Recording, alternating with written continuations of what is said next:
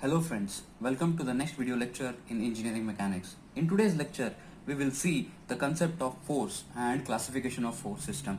So please stay tuned with this video lecture and please like our Facebook page, Mechanical Engineering Tutorials, follow us on Twitter and Instagram. Links are in the description, and the most important thing, please subscribe to this YouTube channel. So let's begin. First, we will see the property of inertia or law of motion.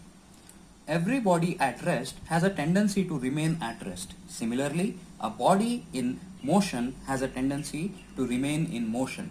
This is known as property of inertia. However, the state of body changes only if an external agency acts on it. Now, with this, quickly we will see the definition of force.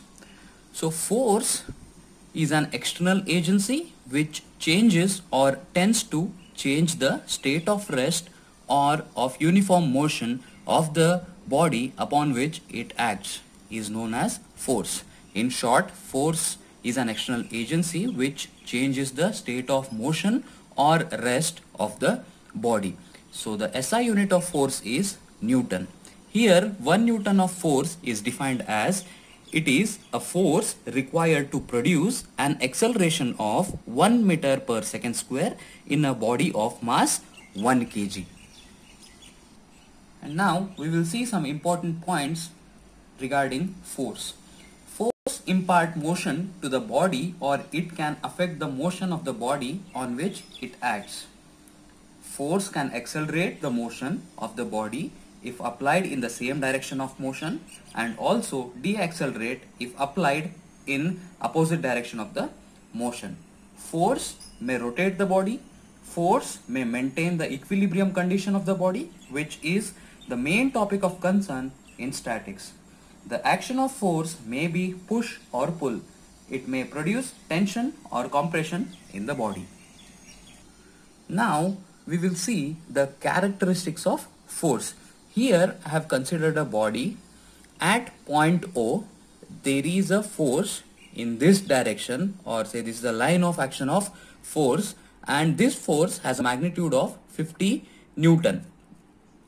So again, here the characteristics means first we will see the magnitude of force. So magnitude of force is again how much force has been applied. So here in this case 50 Newton is a magnitude of force. So this is line of action of force. So in this particular direction the force is being applied. However, this particular arrow shows it is in this direction, this particular body is being pulled.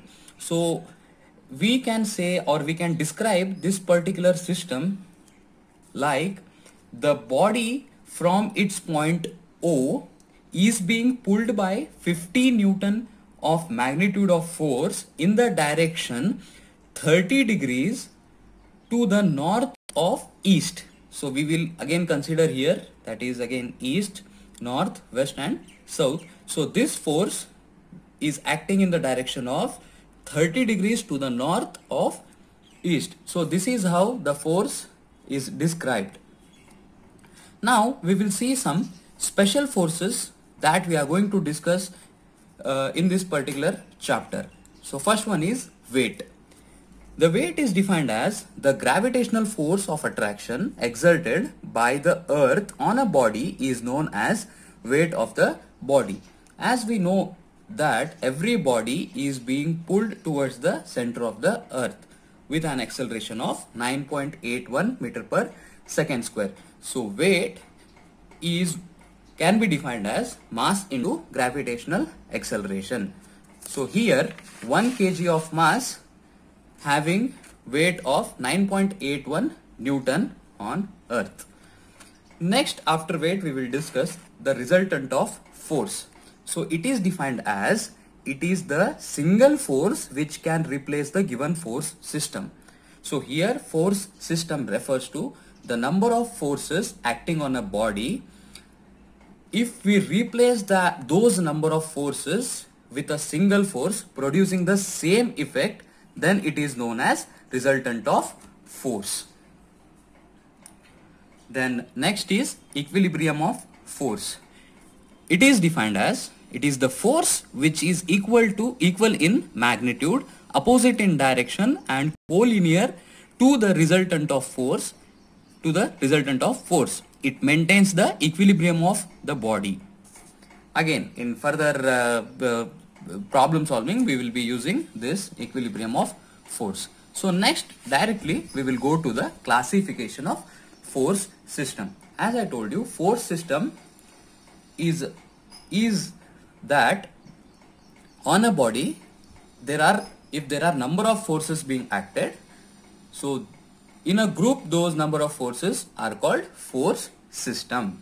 So this force system can be classified into two groups, that is coplanar and non-coplanar, where coplanar forces are the forces or the force system, all the forces in the force system acts in the same plane, where non-coplanar, all the forces in the force system do not act in the same plane.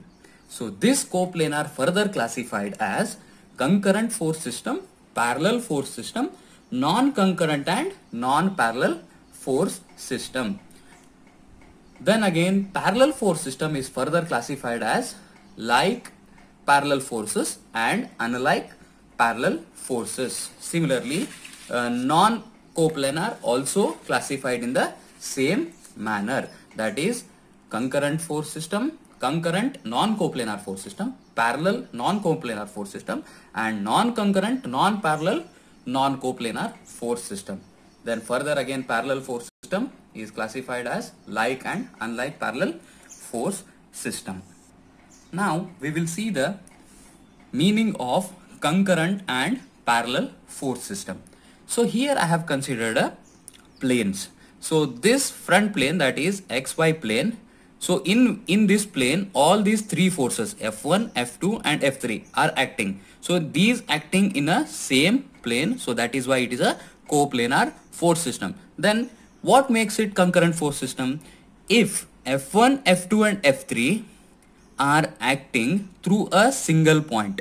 So this point is a common point, or say common point for all these three forces, or in short or in general we can say that the line of action of all the forces, if these passes through a single point, then it is called concurrent force system.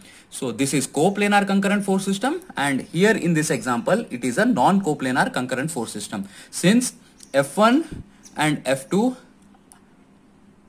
and F3 are in the different plane here. Similarly, now we will see the coplanar parallel force system. So again, here number of force, the line of action of forces here are parallel to each other.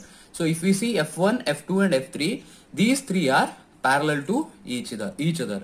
So again, these F1, F2, F3 are acting in a XY plane, or say a same plane. That is why it is coplanar force system. Again, these are parallel, so that is why it is a parallel force system.